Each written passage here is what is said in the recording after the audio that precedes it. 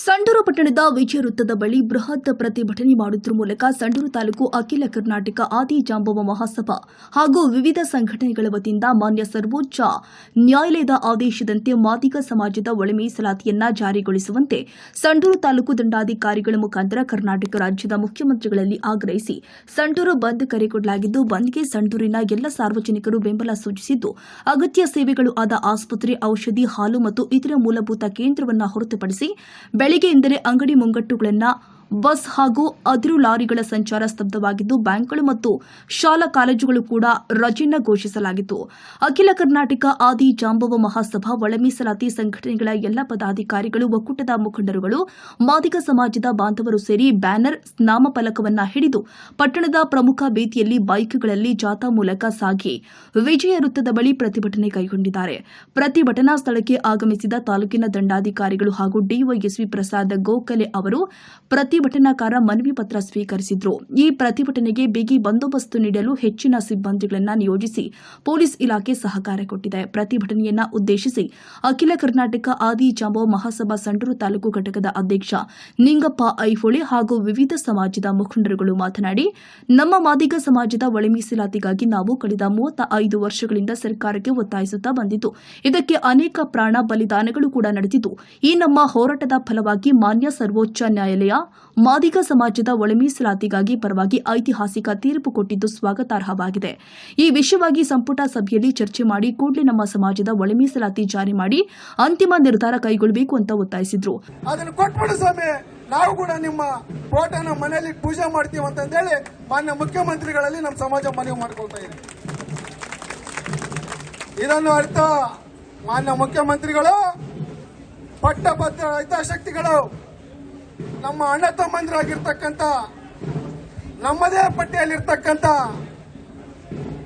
SC ಮಹದೇವಪ್ಪರ ಮಾತು ಕೇಳ್ಕೊಂಡು, ಪ್ರಿಯಾಂಕಾ ಖರ್ಗೆ ಅವರ ಮಾತು ಕೇಳ್ಕೊಂಡು, ಮಲ್ಲಿಕಾರ್ಜುನ್ ಖರ್ಗೆ ಅವರ ಮಾತು ಕೇಳ್ಕೊಂಡು ಇವತ್ತು ಒಳ ಮೀಸಲಾತಿ ವರ್ಗೀಕರಣನ ಅನುಷ್ಠಾನ ಮಾಡಿ ರಾಜ್ಯಪಾಲರು ಅಂಕಿತ ಹಾಕಿದ್ರೆ ಕೂಡ ರಾಜ್ಯದಲ್ಲಿ ಅನುಷ್ಠಾನ ಮಾಡೋಕ್ಕೆ ಭಯ ಪಡ್ತಾ ಇದ್ದಾರೆ.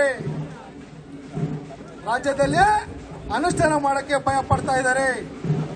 ಹಂಗಾಗಿ ಇವತ್ತು ಕರ್ನಾಟಕ ರಾಜ್ಯದ ಪ್ರತಿ ಒಂದು ತಾಲೂಕಲ್ಲಿ, ಪ್ರತಿ ಒಂದು ಜಿಲ್ಲೆಯಲ್ಲಿ ನಮ್ಮದೇ ಸಮಾಜದ ಸ್ವಾಮೀಜಿಗಳು, ನಮ್ಮ ಸಮಾಜದ ನಾಯಕರು ಅರೆಬೆತ್ತಲೆಯಾಗಿ ಪಾದಯಾತ್ರೆ ಮಾಡ್ತಾ ಇದ್ದಾರೆ. ಇವತ್ತು ಎಷ್ಟೋ ಜನ ಇವತ್ತು ನಮ್ಮ ಸ್ವಾಮೀಜಿ ಅವರು ತುಮಕೂರು ಸಿದ್ಧಗಂಗಾ ಮಠದಲ್ಲಿ ಸಿದ್ಧಗಂಗಾ ಆಸ್ಪತ್ರೆಯಲ್ಲಿ ಅಡ್ಮಿಟ್ ಆಗಿದ್ದಾರೆ. ಇವತ್ತೇನು ಸುಮ್ಮನೆ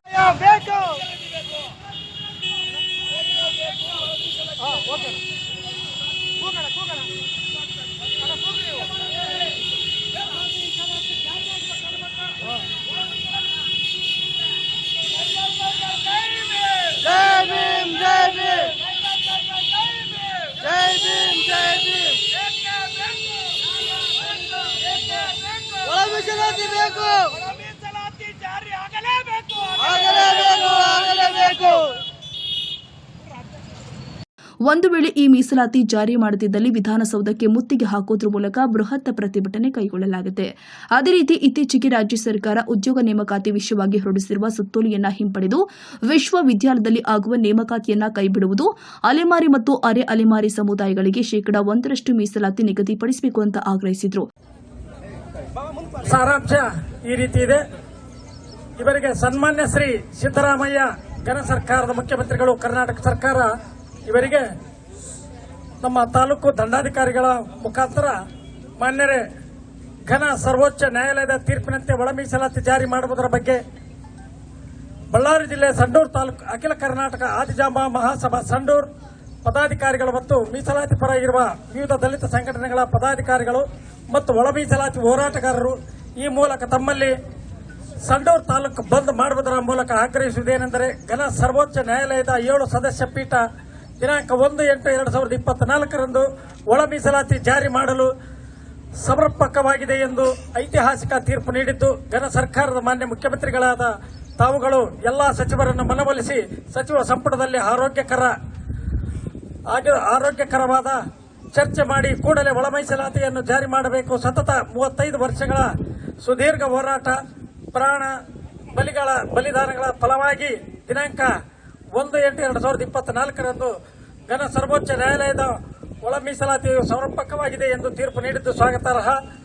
ಕರ್ನಾಟಕ ರಾಜ್ಯದ ಮಾದಿಗ ಸಮುದಾಯದ ಸೇರಿದಂತೆ ಪರಿಶಿಷ್ಟ ಜಾತಿ ಪರಿಶಿಷ್ಟ ಪಂಗಡದ 151 ಉಪಜಾತಿಗಳಿಗೆ ಆಯಾ ಜಾತಿ ಜನಸಂಖ್ಯೆವಾರು ಮೀಸಲಾತಿ ಸಮರ್ಥನೀಯವಾಗಿ ಘೋಷಿಸಿರುವುದು ಅತ್ಯಂತ ಐತಿಹಾಸಿಕ ಸಂದೇಶವಷ್ಟೇ ಅಲ್ಲ, ನೊಂದ ತಳ ಸಮುದಾಯಗಳ 3 ದಶಕಗಳ ಅವಿರತ ಪರಿಶ್ರಮದ ಹೋರಾಟಕ್ಕೆ ಸಿಕ್ಕ ಗೆಲುವಾಗಿದೆ. ಈ ಹಿನ್ನೆಲೆಯಲ್ಲಿ ಸರ್ವೋಚ್ಚ ನ್ಯಾಯಾಲಯದ 7 ಜನರ ಪೀಠ ಹೃದಯ ಸ್ಪರ್ಶಿ ಅಭಿನಂದನೆಗಳು ಸಲ್ಲಿಸುತ್ತೇವೆ. ಇಂತಹ ಚಾರಿತ್ರಿಕ ತೀರ್ಪನ್ನು ನಮ್ಮ ರಾಜ್ಯದ ಆಯಾ ನ್ಯಾಯಶಾಸ್ತ್ರ, ಲೆಕ್ಕಶಾಸ್ತ್ರ ಪಂಡಿತರೆನಿಸಿಕೊಂಡಿರುವ ಮತ್ತು ಅಹಿಂದ ನಾಯಕರೆನಿಸಿಕೊಂಡು ಬೆಂಬಲಿಸಿಕೊಳ್ಳುವ ಸನ್ಮಾನ್ಯ ಶ್ರೀ ಸಿದ್ದರಾಮಯ್ಯನವರೇ, ಇವತ್ತು ಇಡೀ ಕರ್ನಾಟಕ ರಾಜ್ಯದ ಶೋಷಿತರ ಸಮುದಾಯಗಳ ಕೂಗು ನಿಮಗೆ ಕೇಳುತ್ತಿದ್ದರೆ, ನಿಜವಾಗಿಯೂ ತಾವುಗಳು ಅಹಿಂದ ಪರವಾಗಿದ್ದರೆ ಸರ್ವೋಚ್ಚ ನ್ಯಾಯಾಲಯದ ತೀರ್ಪನ್ನು ನೀವು ಗೌರವಿಸುವುದಾದರೆ ಈ ಕೂಡಲೇ ಒಳ ಮೀಸಲಾತಿಯನ್ನು ಜಾರಿ ಮಾಡಬೇಕು. ಒಂದು ವೇಳೆ ಒಳ ಮೀಸಲಾತಿಯನ್ನು ತಾವು ವಿರೋಧಿಸಿ ವಿಳಂಬ ರೀತಿಯಲ್ಲಿ ಅನುಸರಿಸಿದಲ್ಲಿ ಮುಂದಿನ ದಿನಗಳಲ್ಲಿ ಸಂಡೂರು ತಾಲೂಕಿನ ಮಾದಿಗ ಸಮುದಾಯದಿಂದ ಉಗ್ರ ಹೋರಾಟ ಮಾಡುವುದರ ಜೊತೆಗೆ ಮುಂದೆ ನಡೆಯುವ ಎಲ್ಲ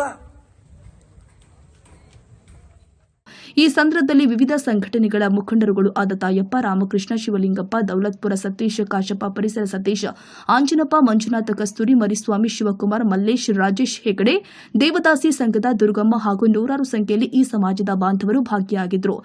ರಾಜು ಪಾಳಿಗರ್, ನವಕರ್ನಾಟಕ ಟಿವಿ.